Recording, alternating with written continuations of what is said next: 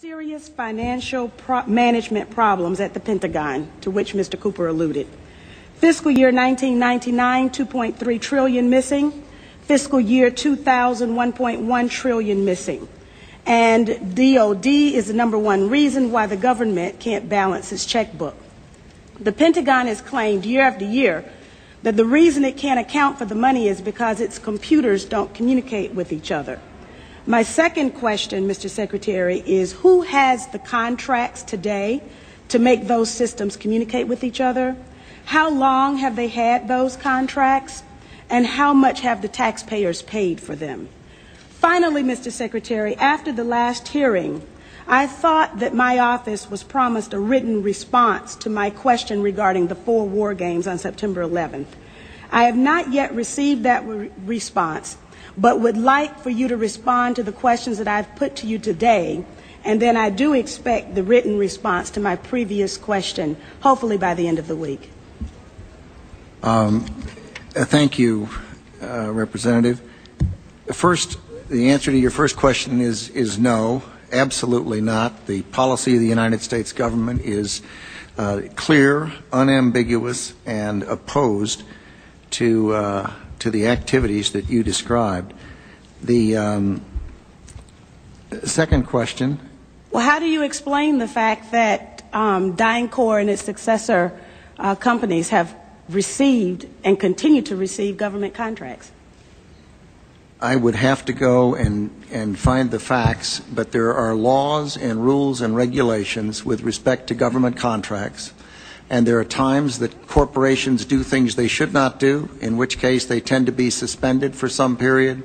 There are times then that under the laws and the rules and regulations passed by the Congress and implemented by the executive branch, that corporations can get off of out of the penalty box, if you will, and be permitted to engage in contracts with the government. They're not generally not barred in perpetuity. This company was never in the penalty box. If you could proceed to my second question, please.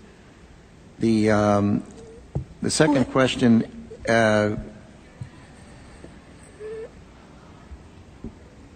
I've forgotten what the second question was. I think Ms. Jonas knows it. Okay.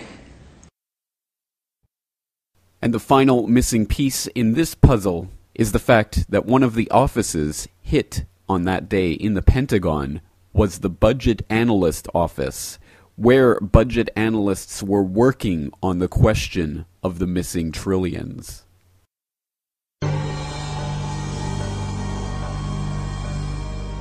September 11th of 2001 was a very clear, bright, beautiful day.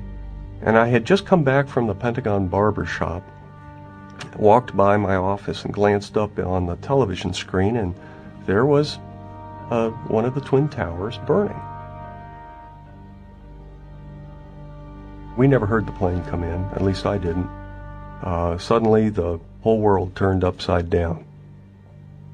I saw that fireball, and I gotta tell you, I saw that and I said to myself, I'm going to die today. That plane had come directly under our section of the offices. The Army Budget Office, where 38 Army employees were killed, was directly beneath us, and the Navy's new command center was 2 floors beneath us. Everybody was killed in those 2 sections. Again, the significance of this missing 2.3 trillion and further trillions that have gone missing since 9/11 is an urgent and vital issue that needs to be addressed, but will never be addressed in the controlled corporate media or by the controlled representatives on the Hill these days. And again, just to put that number into perspective, $2.3 trillion is about $8,000 for every man, woman, and child in the United States. This is not a trivial amount of money. But yet another 9/11 money trail leads through, of all places, the Federal Reserve. This comes from a March 2007 article from the Muckraker Report entitled "Former Fed Analyst Questions M1 Currency Component Spike Prior to 9/11." Quote, William Bergman worked at the Federal Reserve Bank of Chicago from July 1990 until early 2004. He served as an economist for 8 years and then moved to a senior analyst position in a new department researching financial market and payment system risk policy issues. In late 2003, he was asked to consider an assignment in the money laundering area. Bergman accepted the assignment, underwent a background check, received credentials affording access to confidential banking information, and began working in the area. He was told that he was part of the fight against terrorism and that he had been asking good questions. One aspect of the assignment of the money laundering area was for Bergman to develop a paper that, if accepted, could serve as a reference source for the Federal Reserve System. Bergman had noted that the Board of Governors of the Federal Reserve had issued supervisory letters to the 12 reserve banks in the weeks after September 11, 2001, urging scrutiny of suspicious activity reports in tracking terrorism activity and financing. However, Bergman also noticed that the Board of Governors had issued a similar letter, albeit one that did not refer explicitly to terrorism, on August 2, 2001.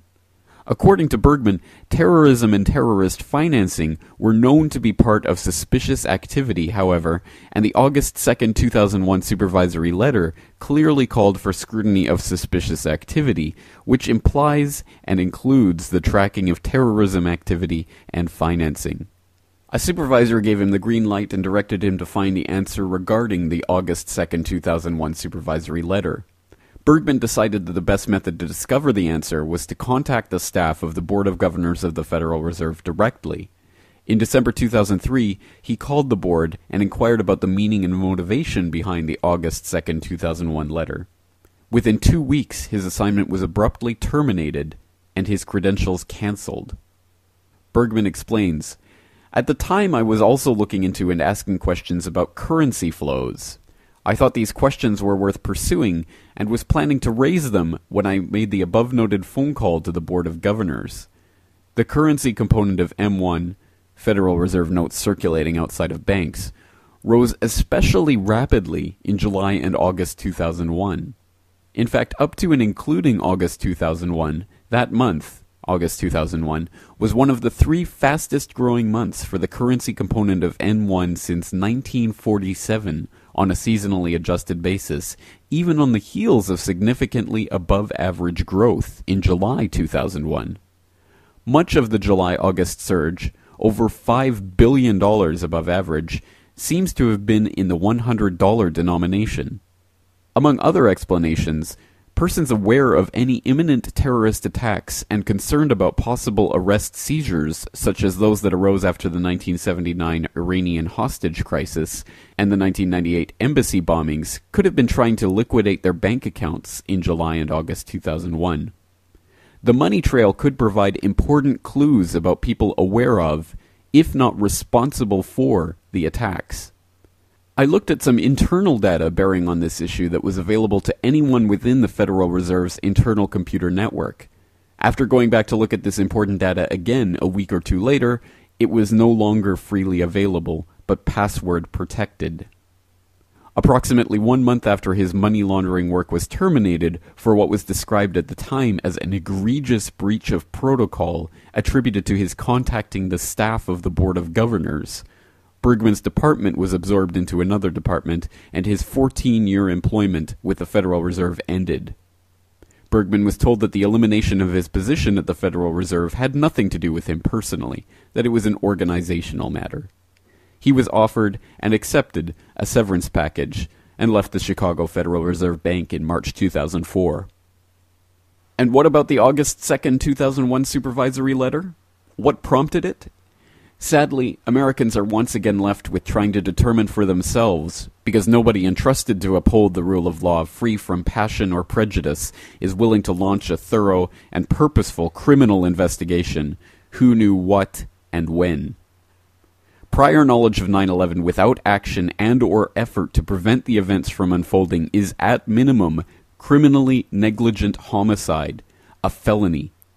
For many within the U.S. government and foreign intelligence community, as well as the banking cartel, for the entire wide-ranging set of unindicted co-conspirators, justice waits, but must prevail." End quote.